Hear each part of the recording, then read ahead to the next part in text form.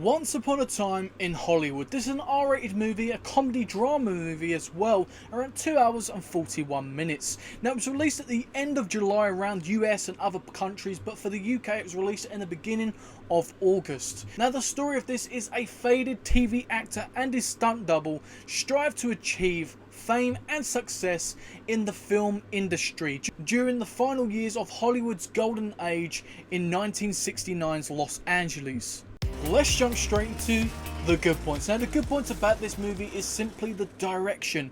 The direction and the writing from Quentin Tarantino is masterpiece. It really is. You can tell this guy loves filmmaking and respects the era he was going into, that golden age. He loves them old type of movies and really tries to add his own spin on it. He really is really great at doing these things, as you've seen throughout all these other movies as well. He's just such a great guy and really does great things for movies. Technically, the movie is shot perfectly. The cinematography is great. The editing and the lighting follow suit as well. It really is great. Storyline. The storyline is pretty basic throughout. A TV guy and his stuntman want to achieve their dreams and goals in film industry. In that certain era, obviously they meet people along the way. They have struggles, they have brotherhood. They have so much things going on, but it's a great story which is just so simple but enjoyable. The tone of the movie, you have so many tones with that comedy, that dramatic stuff, but you also have quite some action in there as well, which really makes it enjoyable. Going on about the comedy as well,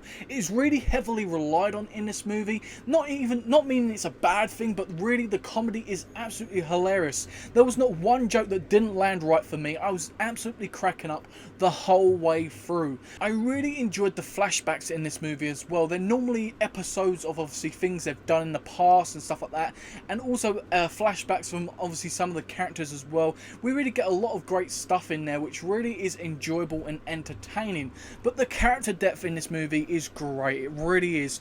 Most of the characters really get a lot of character depth. Even the people that just come in and out of the movie, you really get to know a lot of them, and it normally starts off with a lot of comedy, which really sort of makes you laugh, start to enjoy the character, and then we start to hear a little bit of story about the character. The actors and the performances, of course, in this movie are top class. Leonardo DiCaprio as Rick Dalton really is great. He's one of the best things about the movie for sure. His relationship with his sideman Brad Pitt as Cliff Booth. Their chemistry together is great, of course, and we really have some really basic scenes with them. It's not all about them, obviously, the technical side of the movie. It's also about just their performances in general. You have scenes where they're sitting there watching television, sitting there just having a simple conversation.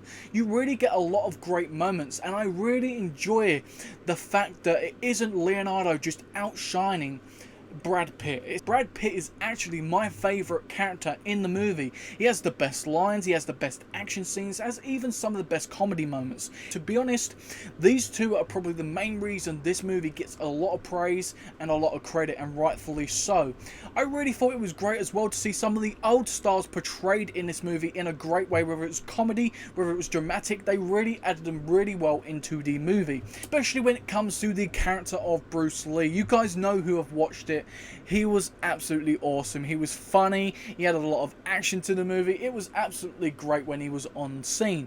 My favourite part of the movie is simply the way it was unpredictable. It really was unpredictable. The way they mix the genres in this movie was absolutely outstanding. Again, going to the director, really great job. The way 1 minute is so dramatic, then it changes to a funny tone, then it turns into a slasher type movie. It was absolutely amazing. The way that, in the fact that I was sitting there in my seat halfway through, wondering why it was an R rating, and then suddenly it went bang straight into the R rating stuff, the slasher style, that sort of horror type, bloody type stuff. It was just absolutely shocking, really well done, and truly inspiring. Now on to the bad points. Now the bad points about this movie, I have three little main issues really with the movie. The first being Margot Robbie's character as Sharon Tate. Now when I said character depth, and most of them being character depth really good, this was the character which was left out for a reason. She felt like an extra in the movie. Now, it's not because she wasn't in it much. She was in the movie quite a lot, but she had very little to do in the movie. I don't think they really give her great character depth. Now, I'm hearing a lot, obviously, because she's playing as Sharon Tate, a person who has a lot of history and stuff like that. Maybe Quentin Tarantino didn't want to mess with that a little bit and put stuff in there which would insult people, which would probably make sense, to be honest. But really, it was annoying because Margot Robbie, one of the biggest actresses out there right now in my opinion, really deserved a lot better in this movie. Another issue for me is the over-dramatic stuff when it comes to the pacing in the second act. There was a lot of it overdone, and there was a lot of explanations and stuff like that. That middle act could have been really just summarized in a way and sort of condensed and made it a little bit more to perfection, in my opinion, because I was sort of like, okay, US have seen it, a lot of other countries have seen it, they're saying it's one of the best movies. Give me a reason why. I was halfway through, and then obviously once we got into that third act, I could start to see the potential, obviously, of why it's one of the best movies to a lot of people. But not only that, I felt this movie could have been shortened quite a bit, in my opinion. I felt that there was so much for a 2 hours and 41 minute movie. I feel like we could have easily had a 2 hours and 15 minutes. If we took a lot of Margot Robbie's character out, if she didn't have a lot of character depth, then she didn't need to be in the movie a lot, in my opinion. So I feel like they could have shortened it a little bit, maybe around 2 hours as a minimum. I really would have felt that would have done the movie a lot of justice. So guys, we go on to the rating of the critics, of course. We have IMDb giving a 8.1 out of 10, Rotten Tomatoes giving a 85%, and Metacritic giving a 83%. My rating for this movie is an 8.5 out of 10. That makes this movie totally fucking awesome. Guys, overall, this movie is one of my surprisingly awesome movies of the year, in my opinion.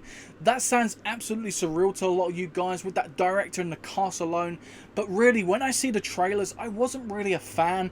It just felt like that spoofy type stuff, sort of like a scary movie. It just felt like they was trying to take the mick of that era and stuff, and it was really shocking because of that cast and obviously the director. But when I actually went in, I was expecting very little, even though there was so much praise of it, and I really thoroughly enjoy it. I highly recommend you go and check it out. This is by far one of the best movies of the year, in my opinion.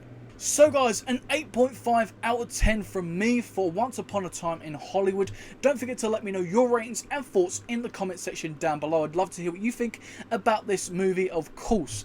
And guys, if you enjoyed this review, I hope you did. Smash that thumbs up button. Helps me out, helps the video out, and helps the channel out. I'm very, very grateful, of course.